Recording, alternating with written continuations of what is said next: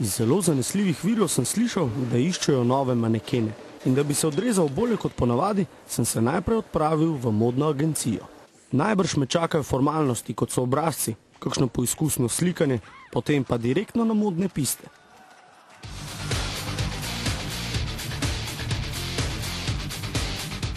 So za manekena sploh kakšni pogoji?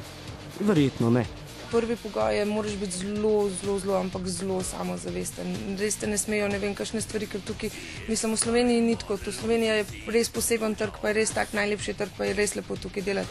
V tujini pa, ne vem, priješ na casting, pa si 387 punca, zdaj pa če ti nisi dosti pri se, pač, da imaš voljo, pa še naprej, ne vem, da te res taka stvar potrebe, pa res nimaš nič tam za delati. Pa je tudi prvi pristop pred klientom, da si ti nasmejana, vedno spočita, ne vem, urejena, potem zgovorna, to je zelo pomembno. Pogoje narekujejo v bistvu naročniki, ki manekene potrebujejo, in manekenke.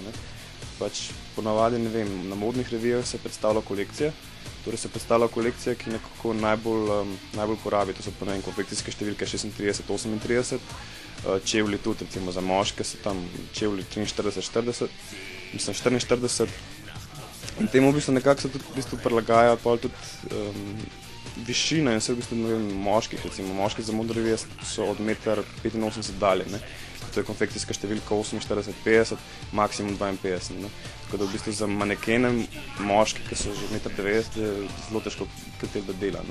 V tujini je za namodne piste, da mora biti punca visoka 174, nad 174, kar je manjše, je pač že malo, mislim, tudi težji.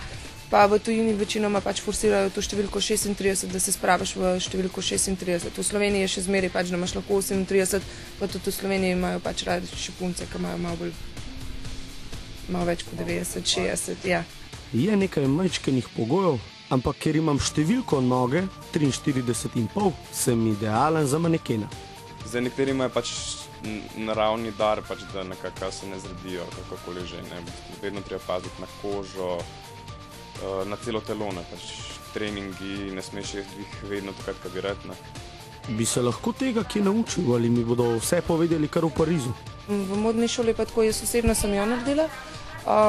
Mislim, jaz jo priporočam tudi tem puncem, ki bi, ne vem, prvič začele to delati, ali pa mislim, bi se želele s tem ukvarjati, ker ti nekako ti pač predstav vse, mislim, pač moden svet ti predstav ti, kako pač se moraš obnašati, predvsem pa ti to hojo, ker v bistvu ti, če nimaš noben, ne vem, če nisi naravni talent, da bi znal hoditi, kako se pač hodi na pisti, se redko kdaj zgodi, da ti bo kakšna že manekenka, ki že nekaj časa to dela, da ti bo šla ona kazati, ker dobesedno, če te ona, ne vem, pač karkoli kaj nauči, je to res njeno dobro delo, ker drugače ti ne predstavljaš konkurenco, ne. Poklic manekena mi je iz minute v minuto bolj všeč. O njem slišim same lepe stvari. Ko ti enkrat stopiš na modno pisto in ko si ti sprehodiš po tej modni pisti, to je ta občutek, ki ga na tej modni pisti dobiš, mislim, to je meni plus pač. Ta plus meni, s tem pozabim na vse, kar pač sem mogla narediti pa doživeti, preden sem prišla do tja. Pozitivno je tudi to, jaz osebno sem prejšnje leto celo preživela v tujini, v Parizu, v Londonu, v Milanu, v Grčiji. Lepo je pač, ker potuješ, ker vidiš nova mesta, ker spoznaš nov folk, ne vem, malo odrasteš, malo bolj kot vsi ostali, pomagati, razmišljati, se odločati. A boš dobil toliko jobov, v bistvu, da boš v bistvu preživel mesec, ne? Ali jih ne boš, ne? In potem se v bistvu nekako psihično s tem ubadaš?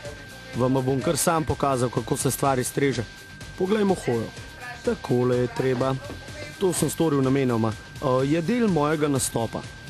Če boste kdaj hodila po Parizu, me kar pokličite.